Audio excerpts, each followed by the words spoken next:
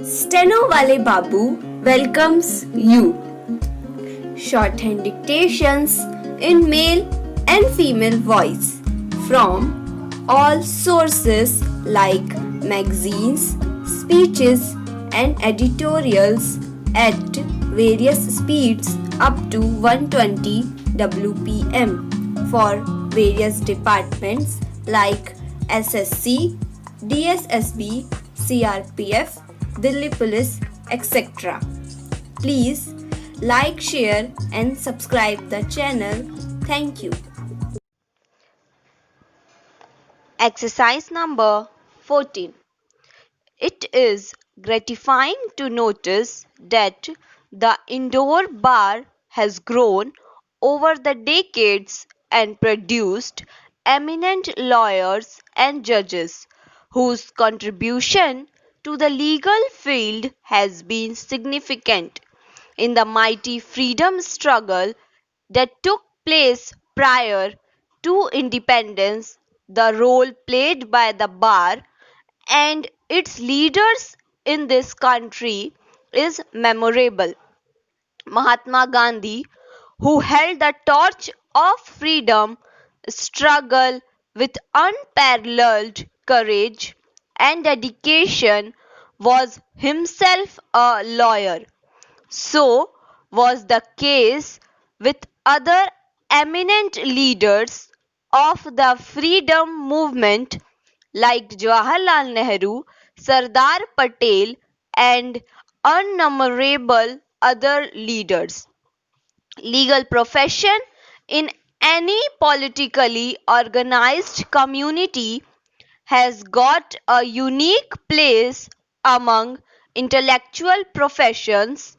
In our constitution, we have adopted democracy as a way of life based on the rule of law and supported by the triple arc of liberty, equality, and justice. In the preamble to our constitution, we have proclaimed these as basic guarantees under our political system. As you are aware, for a democratic system to function effectively, not only should there be meaningful checks and balances of various organs, but they must all be coordinated for ensuring the progress of a country.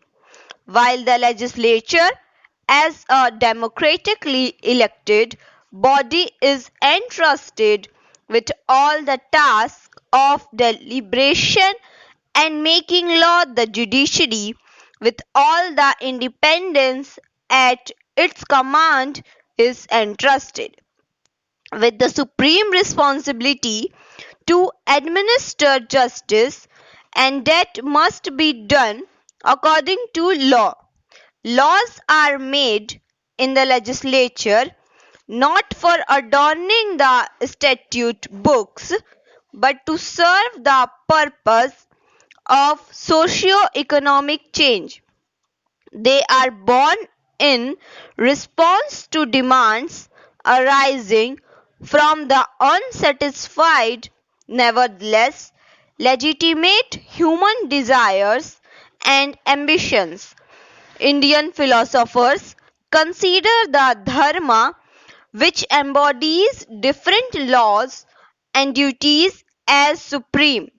The Upanishads, which echo our philosophy, observe law is the king of kings, far more powerful than they. There is nothing higher than law, and by its prowess, as by that of the highest monarch in heaven, the weal shall prevail over the strong, and justice will triumph.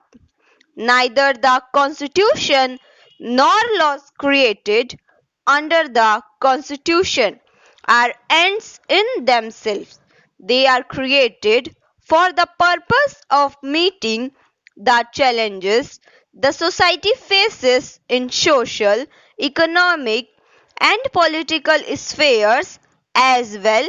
From time to time, democracy is always entitled to lean on the power of the constitution and law for the purpose of bringing about the socio-economic reforms for its poor people, the object being attainment of a welfare state.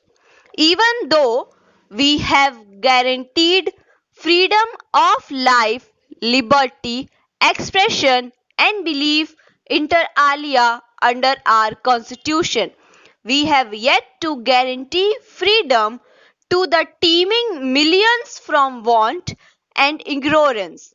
In this country, out of over 60 crore people, 80% live in the villages. It is the responsibility of those who consider themselves as the cream of the society to endeavor to ensure that not only the basic human rights of unfortunate millions are protected, preserved, and defended, but also endeavor to improve their economic conditions and life. We have to do everything to assure them that they need not to go to sleep with empty stomachs in the nights, but they can also wake up in the morning with the prospect of having a happy day for them and their families. It is in this delicate phenomenon of bringing about a socio-economic transformation peacefully by the force of laws derived from the Constitution, we desire that all intellectuals should play a very important role. The role of lawyers in meeting the challenges a nation faces from time to time has been ever unique. The legal profession is considered noble not only because the administration of justice is assisted adequately, but because the profession upholds the right of dissent and also fights for the rights of those who are unjustly deprived. In the early days of the Greek and Roman empires, the functions of a state were exclusively confined to ensure security of the state and to administer justice.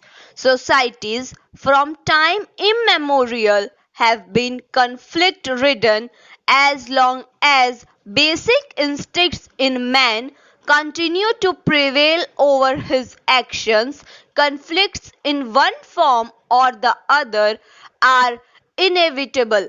A state which fails to resolve conflicts through the instruments of law will no more enjoy the confidence of its subject. It is in this context that members of the legal profession can help the courts in administering justice well and effectively. Justice should not be delayed, nor should justice be hurried to the age old adage justice delayed is justice denied. It may be appropriate to add justice hurried is justice buried. When justice is to be done between two conflicting groups or individuals, all aspects are to be carefully considered and weighed, and adequate opportunity of being heard will have to be given before delivering a verdict, because any verdict may affect the future generation as well. This is where the legal profession has a very delicate and vital role to play. In protesting against the cruelty and crimes committed against human rights, it is essential to provide machinery to judge and punish them also. Thank you.